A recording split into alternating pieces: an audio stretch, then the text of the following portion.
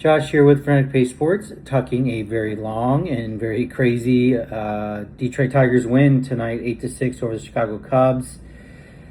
It was a great win. They had to have it.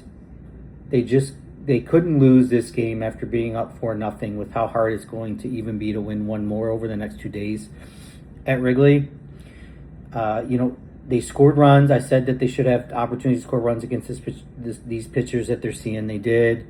It was great to see him jump out early. Dillon and then Wrigley, right, with homers early. But for those of you who haven't been to Wrigley when the wind is blowing out, it's a whole nother experience. That ball it flies. Like you think it's a pop fly, all of a sudden it's in the basket or in the bleachers. So it's very tough. Jack battled. He struggled with his fastball against righties, but he got through and he gave him a chance, and that's all you can ask, especially on a day like today. What can you say about Dillon Dingler? I said last night that he's probably the MVP of this team. Tonight may have confirmed that, and yes, trust me, I completely know and understand how great Kevin McGonigal has been this year. I mean, unbelievable. Should and probably will be Rookie of the Year. I don't know if there's much doubt in that anymore, but what Dillon does behind the plate, and going 4 for 5 today, 2 homers, 3 RBIs, and then also just pick and Seiya Suzuki off at second, and then managing Kenley Jansen through just an unbelievably difficult situation in that 9th inning. Leadoff double, and then Alex Bregman, perennial All-Star, guy that was on the United States World Baseball Classic team, one of the most respected hitters in baseball. You get down 3-0 and then you battle back and strike the guy out in a must-have situation. And that has a lot to do with the catcher. Credit to Kenley too, he did it, but what Dillon does behind the plate is just unbelievable. Another thing is just Spencer Torkelson. Again, I know he has his ups, he has his downs, and people kind of jump and scream, especially because he's that 1-1 that has his target on his back. But, like he did in in Anaheim against Los Angeles Angels, the 2 picks he had in that one game to kind of save it in the 9th. Tonight makes a big defensive play earlier in the game, dive into his left down the line, and then has the big hit in the 10th to get 2 runs in. Guys, we just got to kind of relax and realize that he's the guy right now at first. He, without question, gives this team the best chance to win on defense alone. And, he's going to have some bad, but he's going to have some good too. And tonight was good, and mainly on that defensive side where they need him. A couple other notes. Guys, it's really hard because there's moments that I just feel really good about that they have this chance, and then there's other moments where I'm like, I look at the math and it kind of bums me out.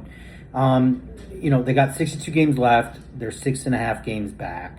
My rule of thumb to say, hey, is a team in it or a team out of it, or their kind of chances? I always say, 1 game back for every 10 games left. So they are in that. They are. They're 6.5 games back, 62 games left. So they're right there. That being said, this whole Tarek Skubal situation, which I'm not going to go on a diatribe on right now. I'm going to save that. I'm going to do a couple things Thursday after this. We digest this Cubs series. Is that it just expedites all of these decisions and how they need to win now. Okay, because the decision needs to come, and then they have 12 games left before the All-Star break. Likely the decision's really coming in the next 7, 8, 9 games. He's got to decide. He's not deciding after game 12. These things are going to be. He's got to do it. He's probably going to do it sooner than that. I would think, just because of the mechanics of the huge transaction that would potentially take place with Tarek. But the White Sox aren't losing, and that's the hard part.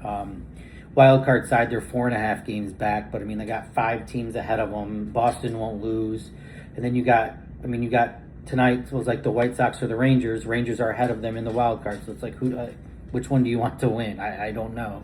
And then you also tonight have Baltimore and the Red Sox playing. Who do you want to win? They're both ahead of them in the wild card. I don't know. right? They both have been winning lately. So that's the kind of stuff that just makes the wild card funky. So I that's why I keep saying the division is the one that I'm kind of really hoping and focusing on, but going to need some help. They just will. A couple quick just injury notes. Obviously, Glaber was back tonight. That's great. He made his impact. A couple walks hit. He lengthens the lineup. It's why Dillon can bat fifth, and why why Spencer can be down in the lineup, and then he got his opportunity when he did, so that he does more than just his spot, right?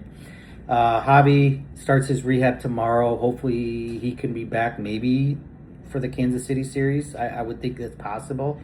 So that's good. Carey did get pinch ran for. He just because has a bruise on his heel. AJ just wanted a 100% runner, so he put Ben in. I don't think there's anything major going on with Carey, but he's struggling. But that again is another topic. But still, you don't want anyone injured. So, I could go on and on about this game because it felt like two with the late start and then just how it went. But I'm not. I already talked for over 6 minutes.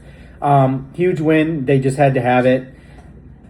I'm going to feel good. I'm going to use the word good if they can at least win one more out of the next two. I can't expect them to go into Wrigley and sweep, but I did need them to win 2 out of the 3, and now they have 2 chances to do that. So, we will see what happens tomorrow. Bullpen could be in a tough situation, but again, I guess it is for the Cubs too. So I guess you could probably call it even Steven on that. But yeah, they just got to keep winning, and as I keep saying, win quickly, and decisions are coming.